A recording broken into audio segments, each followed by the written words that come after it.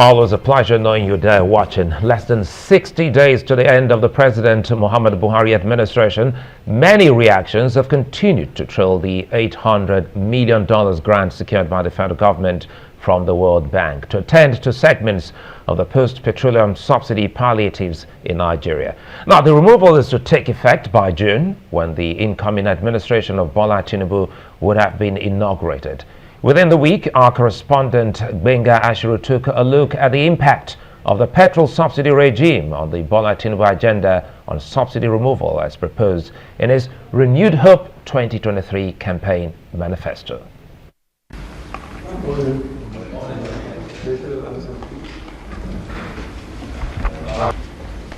As the nation prepares for yet another political transition come May 29, perhaps it's time to dig into the agenda of the coming administration to see what it plans to do differently and how it plans to confront the multidimensional challenges facing the country. Shifting politics away from governance to set agenda for Nigeria's economic growth. One of the challenges successive governments have had to deal with since the return to democratic governance in 1999 is the vexed issue of fuel subsidy. After so much back and forth, power plays, and subtle maneuvers within the government circles, organized labors, and the civil society groups, the prevailing consensus is that subsidy must go. There are those who are somewhat in the middle. The subsidy regime is so shrouded in secrecy that no one knows the actual amount of money spent subsidizing fuel. There are those who hold the view that a forensic audit of the subsidy regime will prove that what the country spends on subsidy is a far cry from the figure brandished by the government. While it is politically correct to promise to remove subsidy during the campaign, as done by most of the presidential candidates, removing it is a different ball game. To avoid a backlash, the Buhari-led administration has conveniently slated the removal of subsidy for June, when he would have left the office. If his election is upheld at the tribunal, Bola Tinubu, who had been declared the president-elect, committed himself to removing subsidies during the campaign. Why should I have 4 cars and be paying subsidized petrol for Cameroon, for Niger, for Benin Republic?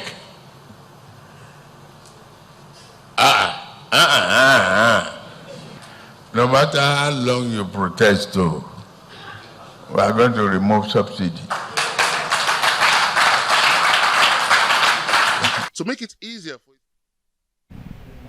And Arise News spoke to some residents here in Abuja. They say the subsidy removal will bring hardship to the poor.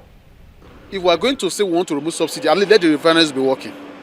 You cannot be saying that you want to bring in something, you want to stop something, whereas there's nothing to cushion the effect of what you want to bring to place. So $800 million for 50 million Nigerians, I think is not something every Nigerian would actually benefit from, because the elites, as we have it over time, have found a way to siphon the funds meant for common Nigerian or average Nigerians. So it is something that is meant for their pockets. That's just the truth.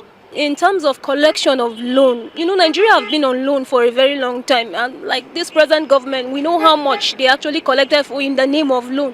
So if we can actually get maybe another source of income so as to do that, it will be better than getting a loan. Well, removing fuel subsidy will definitely reduce the purchasing power of Nigerians. Therefore, it's going to increase transportation price and the rest. Getting to work and other things will be quite expensive. Definitely there will be a increase in commodity price. So it will definitely affect the Nigerian, and our economy will definitely devaluate.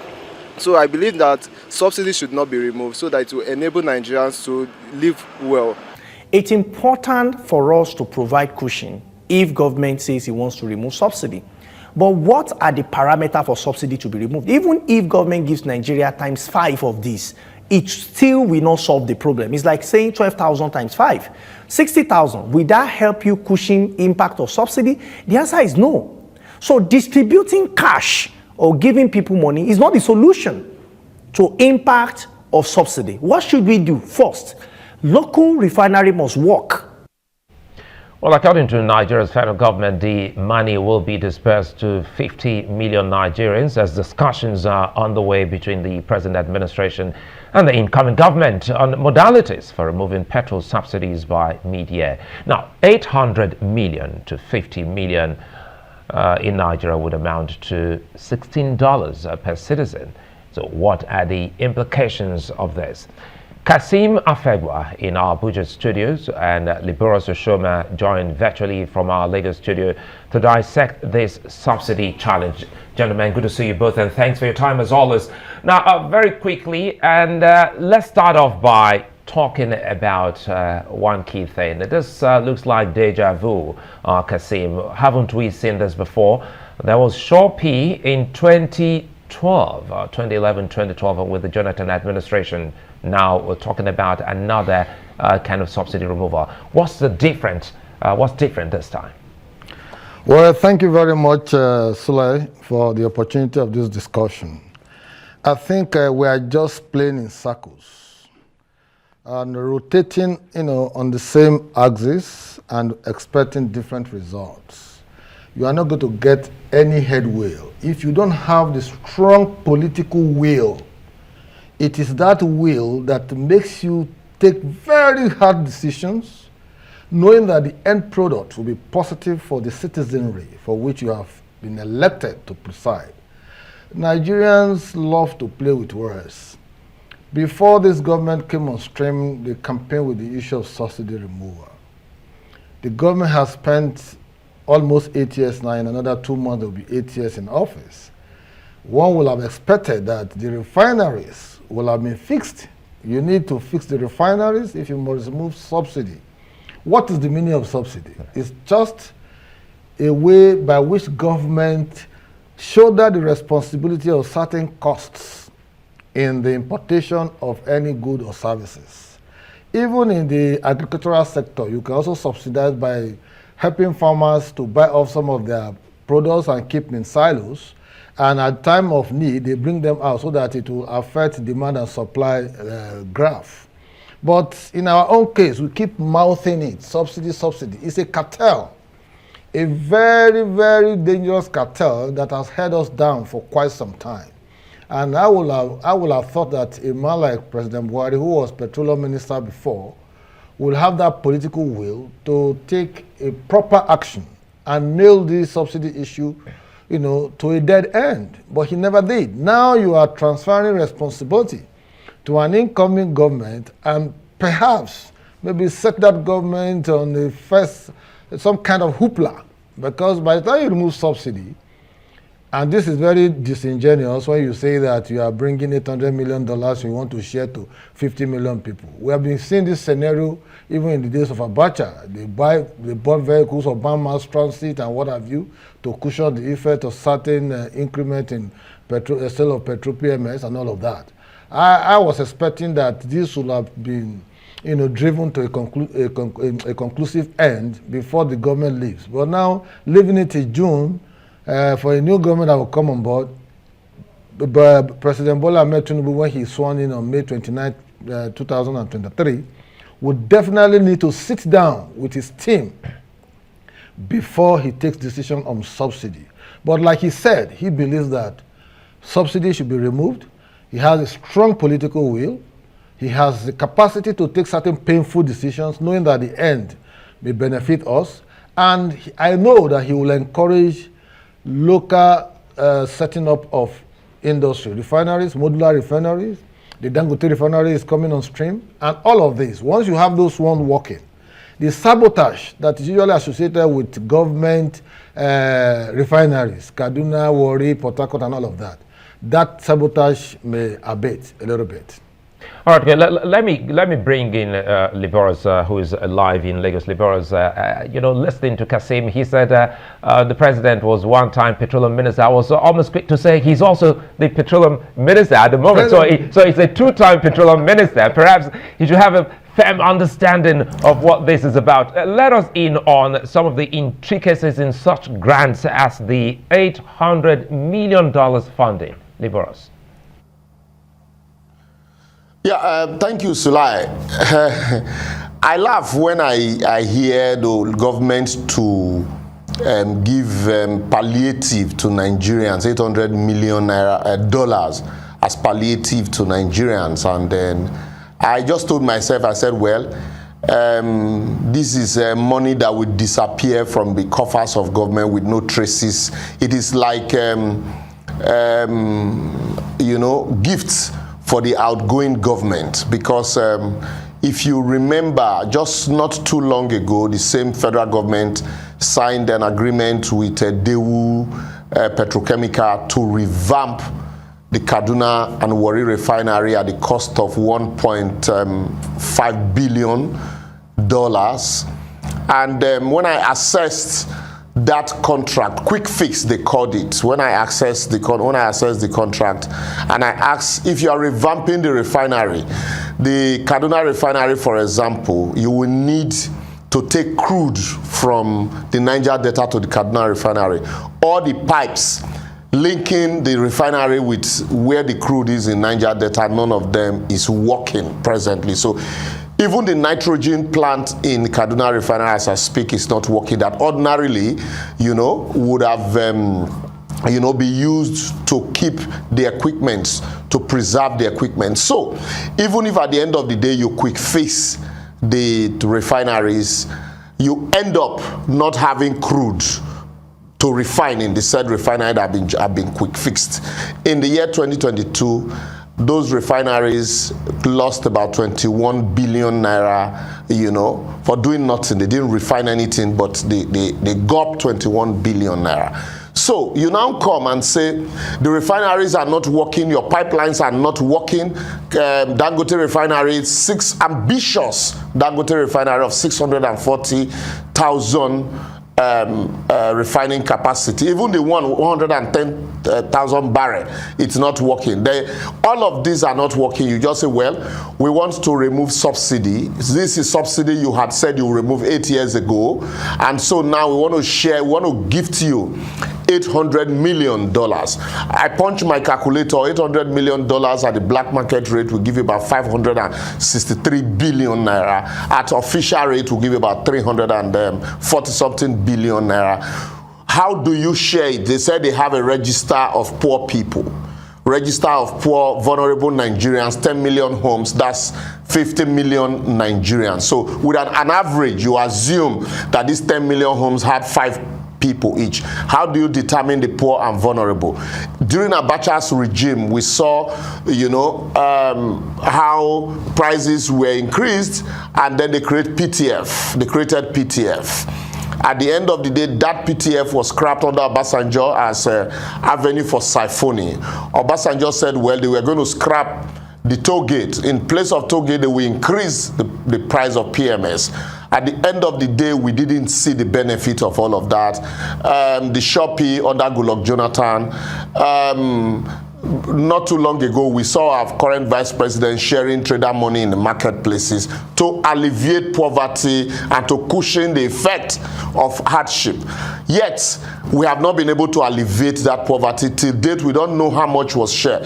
During COVID, the Minister for Humanitarian Disaster shared almost 400 million, maybe 4 billion, you know, across the table to vulnerable Nigerians.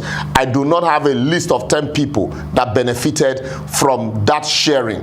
And so today, we want to start another round of sharing.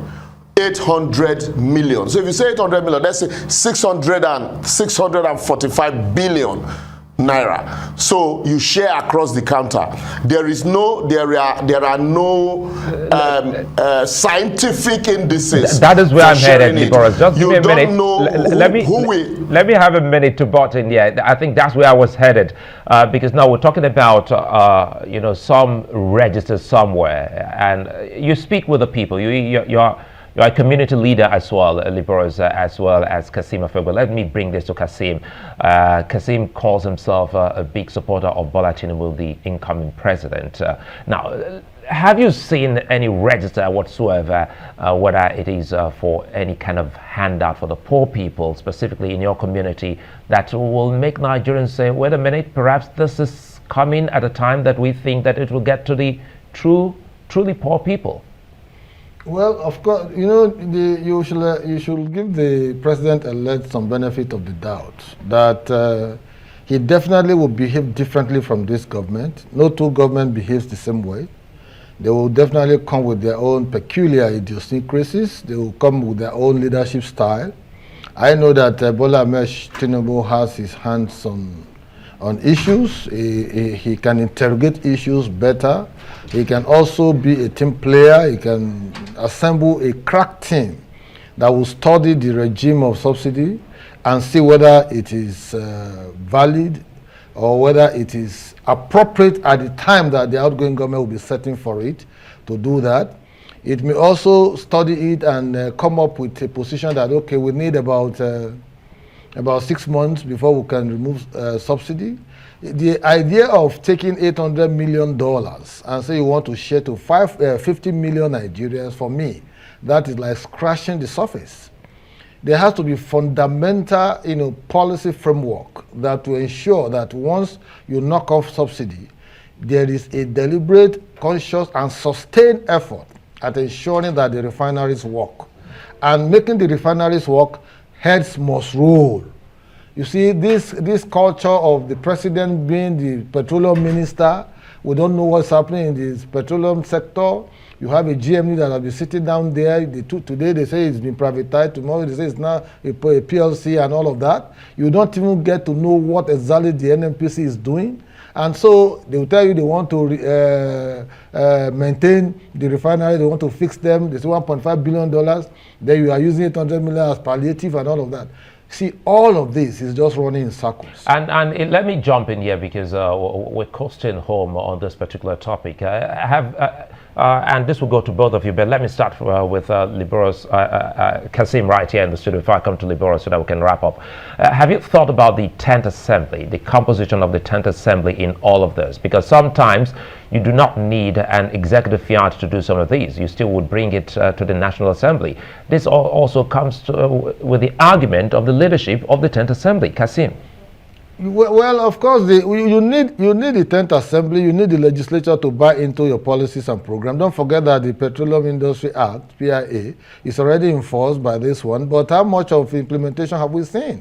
So the ruling party, the APC, must consciously and deliberately take decisions by enthroning a leadership of the 10th Assembly that will actually understand the urgent need to nail this subsidy issue to the board once and for all. And that is why, for me, I'm advocating for a South-South candidate for the president of the Senate who can connect to the people of the South-South region. Has that policy started already talking about regions that should produce the president? Liborous was talking about pipelines now. Where are the pipelines coming from?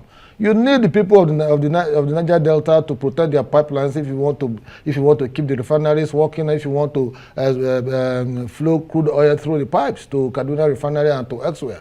So you need a leadership that also gives some level of confidence, some level of stability to those in the South-South, some level of inclusiveness, some level of sense of belonging that yes, we have a Senate president from the South-South, we need to protect our assets, we need to protect our resource. The South-South, whether you like it or not, is the resource base of the country. All of these we are talking about, oil and everything, revolves around the South-South. If it is stable, it's opportunity for government to do well. If it is unstable, it will cause distraction to government. So I am of the opinion that the South-South president should be a Senate president in this 10th Assembly, so that together with the president, they can begin to articulate all of these issues and take holistic decisions that will be far-reaching. I don't want tokenism, because sharing $800 million to 50 million persons is tokenism, and that has been the trademark of this government, whether you like it or not. Let me jump in here and bring Liborous. You cannot talk about subsidy removal without talking about the people's representatives. In this case, we're looking at the 10th Assembly. What more do you expect them to play in the whole affair of this that we're speaking of, subsidy removal? Yeah, I completely agree with Kassim that the Assembly, 10th Assembly, needs to holistically look at this regime, the subsidy regime, and then come up with their own template on how to remove it and what should be put in place first and foremost. And also, the part I do not quite agree with and I don't like is the fact that this government is insisting of distributing or sharing $800 million before they exit office. It is not possible. It is not possible. You can't distribute $800 million to people that are not known by Nigerians. There is no template, there's no modalities for sharing. And you say Nigeria is the poverty capital of the world, that about 133 million Nigerians are below poverty line, and yet you want to share money for 50 million people. How did you arrive at these 50 million people? As a community leader, I have never seen people in my community, either here in Lagos or in Afegbua, that had benefited from this so-called either cash transfer or whatever poverty alleviation program you want to call it. So now that they want to start another sharing, I think it should, since they're talking about subsidy removal and they are transferring that subsidy removal to the next administration, it is also wise for the next administration to look at whatever palliative that they are going to share to anybody and let the assembly also look at it holistically, robustly, and then create a template for ensuring that the refineries are working, for ensuring that, you know, the infrastructure like rail are properly working, transport is also working. We invest in alternative mode of transportation, and then before you begin to talk about subsidy removal. Let's wrap up on this because now we're done with this. The whole talk about subsidy removal has to do with also the management. Kassim, we recall then we had Dr. Christopher Kolade who oversaw Shaw P, and we all knew how he left when he was hard on by the kind of politicking that emerged at that point in time. How can this be properly managed once this incoming administration kicks off? You see, for me, I will support, you know, a system or a regime that throw up young, vibrant minds to preside over some of these sensitive portfolios, because some of these old men are too used to red tapeism, and the same doctrine they apply in the 60s, in the 80s, in the 90s are the same doctrine they want to apply in a contemporary age, the digital age as we speak.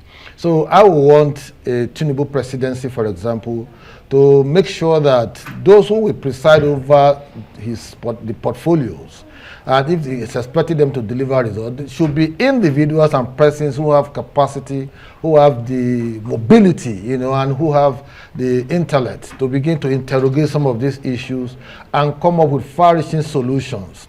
A man like Christopher Kolade, at the time they made him, you may be choosing him because he's a forthright person and all of that, but he may not have the energy to stay the long hours of the day and night to answer or to dissect and take, you know, decisions.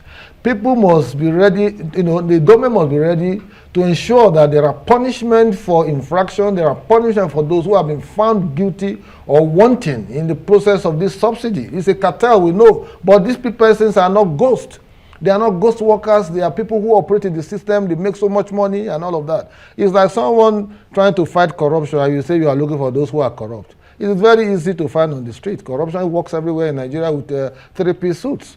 How you say you are looking for people who are corrupt? But when you don't have the political will that is expected of you as a president, or you don't have your hands, you know, on issues, you are delegating too much responsibility to your lieutenants, and you just swallow hook, line, and sinker what they come to tell you. Sulaiman, ask yourself, what is the propriety of approving 24 billion naira for internet in airports, in higher institutions and all of that, at the wee hours of a government that is going in less than 60 days? How do you ask? You ask yourself that, just like Liborous was saying, $800 million you want to share in 50 million persons. Where is the data? Where is the register of those persons? We have been hearing of all manners of money transfer and what have you, but you hardly can see people who tell you that they are beneficiaries. So it's a problem, but I tell you, and I'll continue to repeat it, strong political will. It is very uncommon, but any president that has strong political will go a long way to address a lot of these issues that have become a bottleneck in our wheel of progress. And finally, from Lagos, Liborous on this particular matter, who should truly activate this removal? The government, who's in its dying days, or an incoming government? Yeah, Sulai, to answer your question in one liner, it is obvious to everybody, even if it's visible to the blind and audible to the deaf, that this government is on its way out, and it is not in their place to begin to contemplate removal of subsidy. The incoming administration has campaigned that they are going to remove a subsidy, allow them come on board, and then roll out their template for removal. This same administration campaign, with removal of subsidy. In fact, Buhari was quoted as telling us that what is subsidy, that it is fraud, but he retained it for 8 solid years. And so now, few days to his exit, he's telling us about sharing $800 million to Nigerians that we do not know. I think it is a way of gifting members of the administration money through the back door, money disappearing with no traces. So the best people, the best government to handle subsidy should be the incoming government. Allow them settle in and look at the template, the subsidy template, look at the effects vis-a-vis whether it should be removed or not, and then when they want to remove it. Liborous, it's a fine place. It's a fine place for us to say many thanks to Kassim Afegbua and yourself for being such a nice company on this particular matter.